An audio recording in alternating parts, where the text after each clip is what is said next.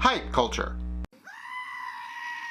I have no idea why so many people get worked up over such little things just because we saw something insignificant and trivial and explains absolutely nothing. Like, for example, recently Nintendo had a Nintendo Direct where they revealed a Super Smash Bros. Game, and I'm not entirely sure if it's a port or if it's going to be a completely new game, but there are people out there who have gone out of their way to just go completely blow it out of proportion and all that. So people who are affected by hype can be divided into three categories. There's the first, who take as little as they can, who take the trivial information and just decide, oh, this is gonna be a completely new game. Better hype this up and make sure everybody has their expectations as high as they can so that it blows them out of the water when it eventually reveals to not be as good. Then there's people like me who look at something and are like, okay, this could be cool, but let's just wait a minute on this and just hold on a second and wait for all the details to come in before deciding whether we should be excited or not. And then there's the third category of people who just bitch and moan about everything. And it's usually follows this cycle.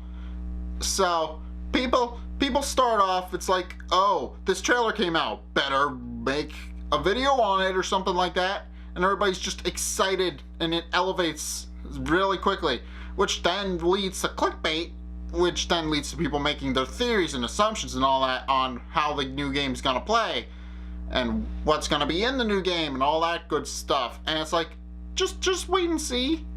But it gets worse than that, because then the game comes out and everybody who had their expectations raised from all the clickbait and all the theorizing and all that stuff come out and it's like, oh, this is nothing like what I thought it was going to be. What a waste of money.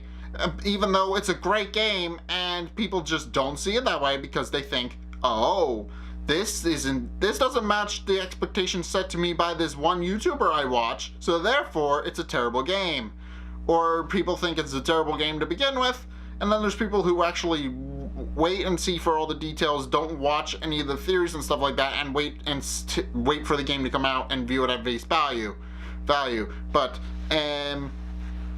so yeah, I think that people just need to chill out a little bit and all that.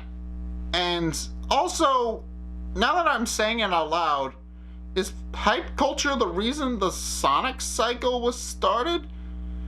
I mean, I'm not saying don't hype your games or any of that. I'm not saying any of that.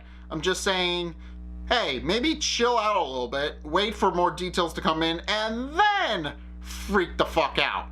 But hey, I'm just saying, if you want to just blow it out of proportion, I'm not going to stop you. But try not to overdo it. Try to make sure that people know that the game's coming out, but don't be like, oh, this is going to happen in the game, this is going to be a thing, and then ruin what the game is supposed to be and set everybody's expectations super high, so when it comes out, everybody's like, oh, this is terrible. But, I mean, it just irks me a little bit that this is a thing. I mean, yeah, hype culture is a thing, and I'm not saying don't hype up your games or any of that, but there's a limit. Don't put like clickbaity titles or thumbnails or any of that and just be like, oh, let's just blow this out of the water completely. It's just why?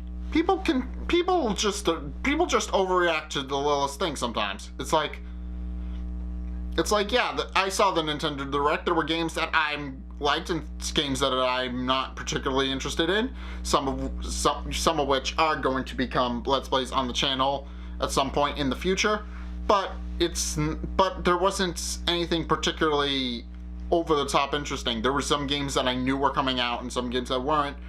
And then there's the Octo expansion for Splatoon 2. That's pretty cool. I didn't play the original Splatoon, and I probably won't because Nintendo doesn't like it when you try to monetize their stuff. So yeah, I mean, if you're gonna don't release a DLC or something like that, and then obviously, yeah, something's exciting like that.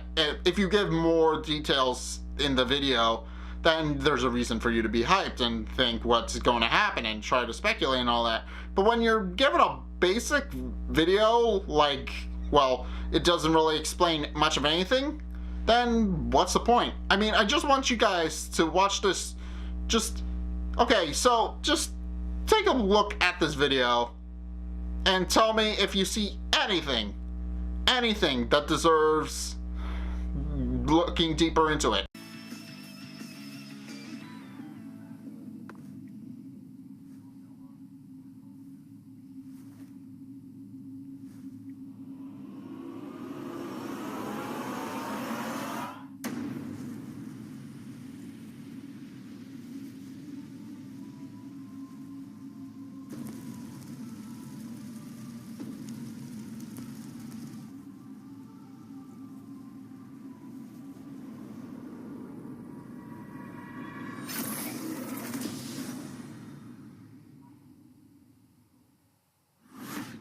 Yeah, me neither.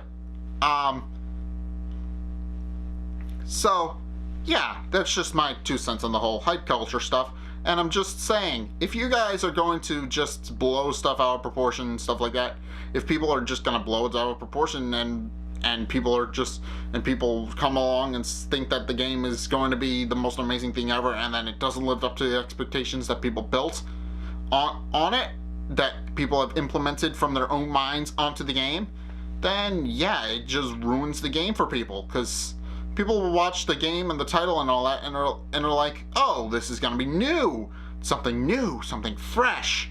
But the truth is, you don't know yet. Nobody knows yet. So maybe just, I don't know, chill out a little bit. For those of you who try to do that kind of thing, just kind of try and, I don't know, just calm down. And wait and see, I guess. Just wait and see if it's going to be something new, or if it's going to be something old, or something in between.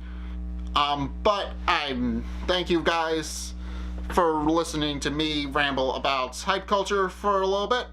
If you liked it, hit that like and the subscribe button. Also be sure to follow me on Facebook and on Twitter in the description below. And until next time, I will see you guys in the next video. Peace!